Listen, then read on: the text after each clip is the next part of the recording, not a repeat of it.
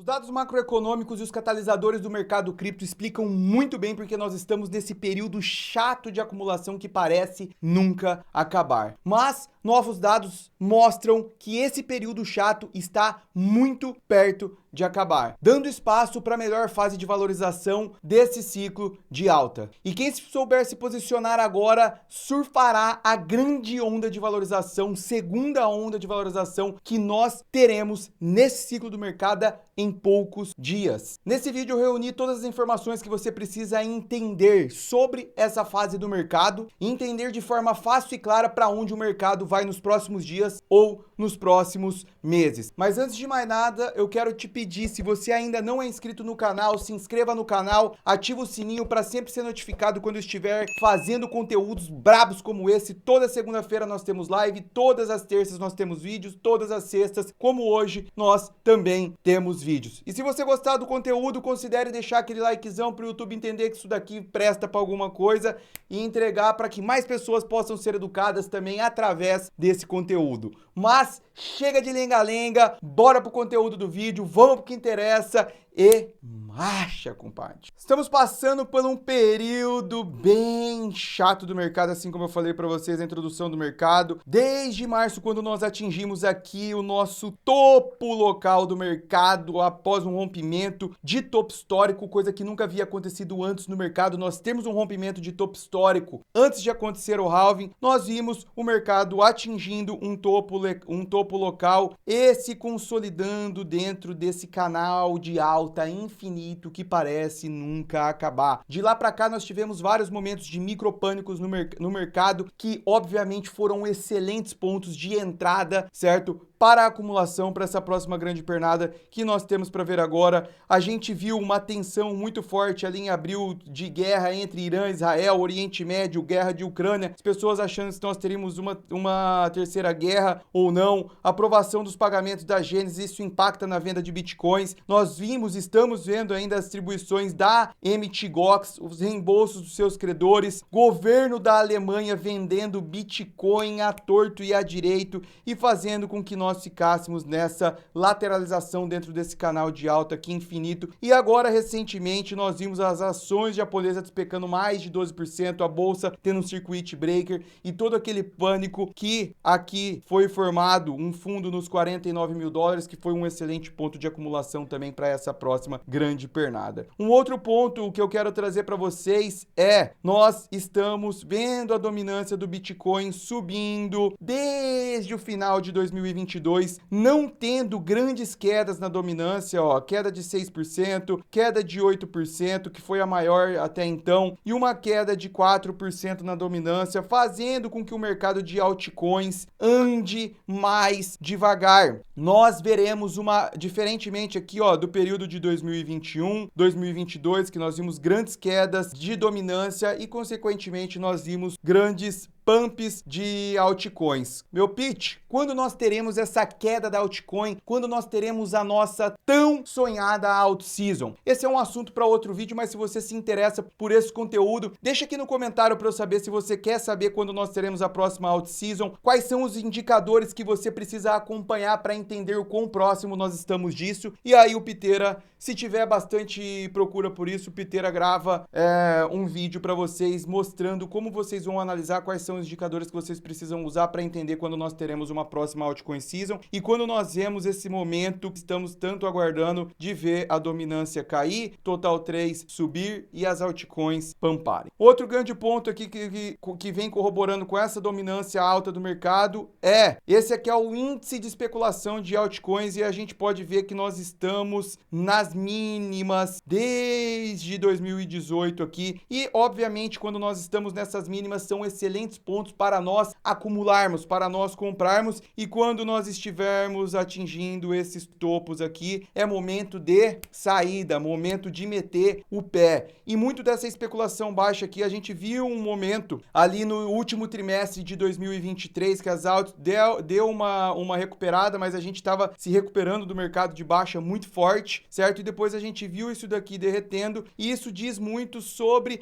a performance dos tokens por narrativa narrativa, a gente pode acompanhar aqui, pouca coisa tá tendo um bom desenvolvimento em relação ao benchmark, que é o Bitcoin, o Ethereum e Solana. Aqui a narrativa de Real World Assets, ó, no ano nós vimos Ondo se destacando bastante, Maker se destacando bastante, o restante, ó, penando. Narrativa de memes como líder até então desse ano, certo? O ecossistema da Solana também tendo uma boa desenvoltura. O ecossistema, ó, a narrativa de inteligência artificial, que pegou mais pesado no último semestre do ano passado, mas esse ano a gente tá vendo andando de lado, se preparando para uma próxima pernada. Enfim, aqui olhando de uma forma geral, como um quadro geral, a gente pode ver que andou forte mesmo. Foi memes e um pouco de Real World Assets, certo? Então, esse é o momento que nós nos encontramos agora no mercado, é isso que nós estamos enxergando e nós precisamos entender para onde nós vamos, o que está acontecendo em macroeconomia no mercado, que são fatores externos ao mercado, que impacta muito o que nós estamos vivendo hoje. Como eu disse para vocês no começo do vídeo, os dados estão mudando, nós estamos muito próximos de ver o jogo mudar. Um ponto interessante que eu quero trazer para vocês é que no começo desse ano, nós tivemos uma subida muito forte desde o último trimestre do ano passado e no primeiro trimestre desse ano, atingimos o topo histórico, tinha toda aquela expectativa de ETF de Bitcoin e nós também tínhamos uma expectativa de corte de juros no primeiro trimestre muito forte, eis que os dados dos empregos americanos começaram a subir, ou seja, estava acontecendo muito emprego nos Estados Unidos e isso é muito ruim para a inflação. E o que aconteceu? Nós tínhamos uma expectativa de corte que acabou não sendo realizada por conta desse crescimento de empregos nos Estados Unidos. E nesse período aqui a gente estava com uma inflação de 3,5% e a gente chegou recentemente com as notícias de que o Fed estava mascarando os dados de até 1 milhão de empregos nos Estados Unidos, certo? Ó, o crescimento do emprego nos Estados Unidos no ano até março provavelmente foi muito menos robusto do que o estimado inicialmente, ou seja, havia uma mascaração de dados, o que corre o risco de alimentar preocupações de que o Fed dos Estados Unidos esteja ficando ainda mais para trás na curva de taxas de juros mais baixas. Outro ponto aqui é que a gente viu uma crescente falência de empresas nos Estados Unidos, chegando a um topo que se assemelhava a 2017. E quando empresas começam a quebrar, essa quebradeira de empresas por taxas altas, ninguém consegue empréstimo barato, a gente tende a começar a ver uma reversão no mercado, certo? E aqui, ó, a inflação americana em julho, a gente viu o Fed tem uma meta de 2%, e a gente viu isso daqui em julho em 2,9%. O mercado não reagiu muito mal com esses dados mascarados, mas a dúvida que pairou é: qual é o tamanho desse desaquecimento da economia americana? Por quê? Porque sem uma clareza disso, não conseguem entender qual é o impacto do tamanho do corte, que pode ser agora em setembro de 50 pontos ou de 25 pontos. E existe um cenário de interpretação do mercado caso venha a 50 pontos e caso venha a 25 pontos, certo? Agora, daqui a pouco no decorrer eu continuo falando para vocês sobre isso daqui. Agora pela manhã, nós tivemos o discurso do Powell no Jackson Hole e ele disse que chegou a hora de ajustar a política de juros dos Estados Unidos, certo? Não deixando muito claro se nós teremos os 50 pontos de corte ou se nós teremos os 25 pontos de corte. E obviamente, né, traders tradando notícias, sendo liquidados, sempre sendo liquidados, certo? Uma volatilidade ali no S&P 500 provenientes dessas notícias, que não faz sentido nenhum nós olharmos o mercado mediante a esses dias de fala do Powell, que são dias de volatilidade. Isso aqui é a única coisa boa para quem faz pool de liquidez, com essa volatilidade toda entrando e saindo, certo? E aí, como eu estava dizendo para vocês, 25 pontos ou 50 pontos de corte aqui em setembro. O mercado está precificando 70% um corte de 25 pontos e em 30% um corte de 25 pontos. Se nós tivermos um corte de 50 pontos, isso vai mostrar para o mercado que a economia está mais feia do que a galera acha, e isso pode ter um impacto de curto prazo nos mercados, trazendo a economia para um que eles chamam de hard land, porque eles vão falar, cara, isso aqui tá muito feio, vamos cortar logo com mais pressa, porque senão vai entrar em colapso muito forte aqui a economia, aumentando o risco de recessão. E com corte de 25 pontos, a gente entra no que é chamado de soft land, de um pouso suave, um corte de taxas mais suave, mostrando que a economia que está um pouco mais intacta e a gente vê um corte progressivo disso daí e o mercado interpreta isso de uma forma melhor. Um outro ponto que nós precisamos observar é, o Bitcoin não se importa com quem é o presidente, se é Trump, se é Kamala, quem que não é, mas isso daqui pode impactar os mercados no curto prazo. Kamala Harris discursa e aumenta as chances de Donald Trump no mercado. É obviamente que para o mercado de criptomoedas é muito mais interessante que o Trump ganha e ele recentemente ultrapassou, teve uma vantagem mais competitiva à frente da Kamala. Para os mercados, é bom que o Trump ganhe, porque ele está, pelo menos, falando de uma política muito mais amigável ao mercado de criptomoedas, enquanto Kamala falando que vai continuar com o Gary Gensler, que vai aumentar imposto, que vai ter uma regulamentação mais firme. Ou seja, no longo prazo, nada muda para o Bitcoin, mas no curto prazo a gente pode ver um impacto disso daqui, a gente pode ver um atraso de uma altcoin season, por exemplo, e de uma recuperação mais forte do mercado, até que o mercado assimile um evento de, por exemplo, o Kamala ganhar, certo? Mas, independente se é Trump, independente se é Kamala que ganha, o que importa principalmente para o mercado de cripto é que a impressão de dinheiro voltou a acontecer. Esse daqui é o gráfico do M2 Global, somando toda a liquidez dos Estados Unidos, da Europa, do Japão e da China. Nós estamos em 80,8 trilhões de dólares de liquidez no global, e isso vem subindo desde 2023, certo? Em vídeos passados eu mostrei para vocês que o Fed estava com um programa de recompra, ou seja, aumentando o seu balanço patrimonial. Ou seja, independente de um ou outro, as impressoras foram ligadas, a liquidez está voltando e é isso que impacta os preços do mercado em geral. E aqui, mostrando para vocês que tem muita água para correr ainda, todos os ciclos.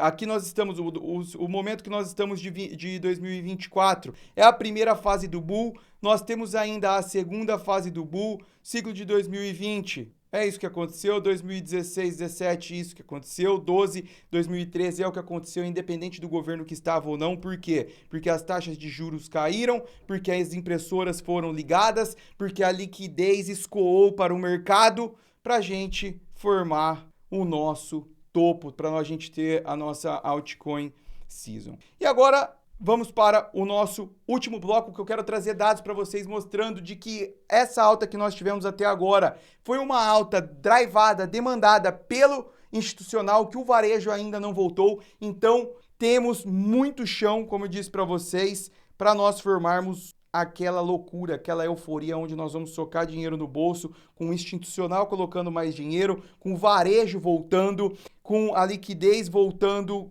fortemente, como eu mostrei para vocês aqui. Mas antes eu quero te fazer um convite. Eu tenho um grupo 100% gratuito no WhatsApp, onde todos os dias eu te mando uma análise do mercado para você ficar informado sobre tudo que está acontecendo sem gastar nem um centavo. O link tá aqui na descrição.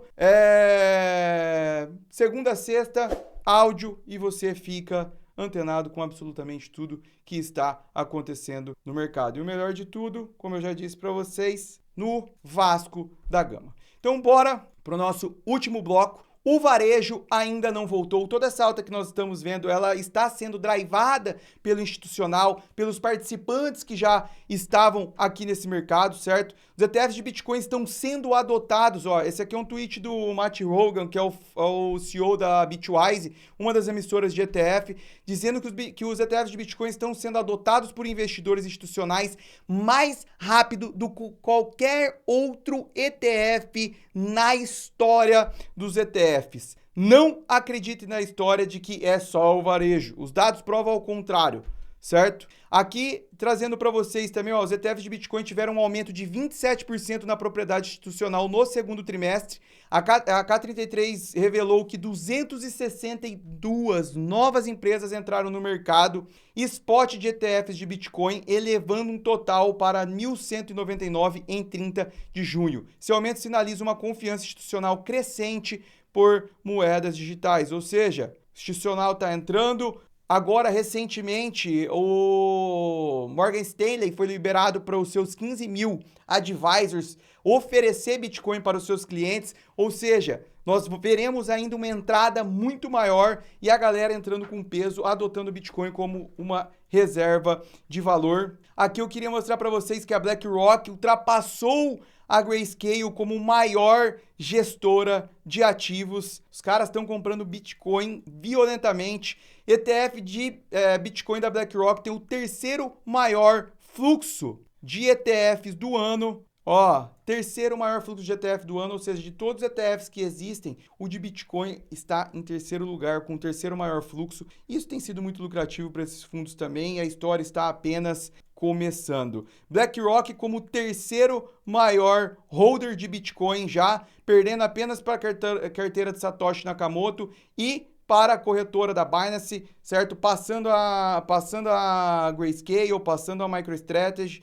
em terceiro lugar, segurando esses ativos. E aqui, o gráfico dos long term holders, ou seja, os holders de longo prazo. O Smart Money, aquele cara que compra na baixa, que vende na alta. Os caras em uma acumulação muito forte, seguem acumulando. Isso é indicativo de que eles estão confiantes ainda com o mercado e que eles esperam valores mais altos para fazer mais uma vez a distribuição e formarmos um topo macro para esse ciclo. Aqui, ó, 75% de todo o Bitcoin do mundo, todas as moedas que estão em circulação, está nas mãos de quem pensa a longo prazo, certo? Ponto que eu queria trazer para vocês, que nós estamos em um período chato do mercado, certo? Como vocês podem ver aqui nessa imagem, geralmente quase todos os anos do mercado, os meses de agosto e setembro são meses vermelhos, certo?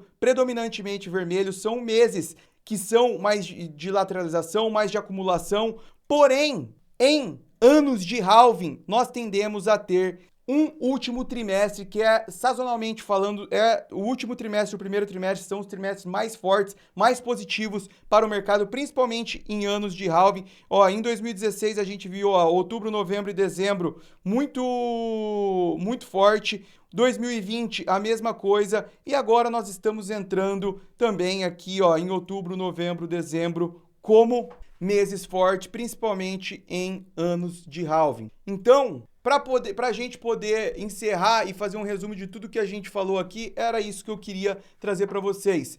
Os dados estão apontando que nós teremos um corte. Historicamente, nós vemos dominância do Bitcoin cair, a gente viu o mercado andando no último trimestre após esse corte de taxa de juros que está previsto agora para setembro. Sazonalmente, o último trimestre é um excelente trimestre para o mercado. Nós estamos vendo a liquidez global aumentar fortemente, Fed aumentando seu balanço patrimonial. Não é mais uma questão de se, mas uma questão de quando. E nós temos aqui um horizonte muito claro de que a partir de meio de setembro, começo de outubro, a gente vê o mercado acelerar. Então era isso. Muito obrigado por você ter me assistido até aqui. Se você gostou desse conteúdo, considere deixar um like. Se não é inscrito no canal, se inscreva no canal, ativa o sininho para mais conteúdos como esse. E tudo que é feito nesse canal aqui do Piteira é para honra e glória do brabo que tá lá em cima, que se chama Jesus Cristo. Um excelente final de semana para todos.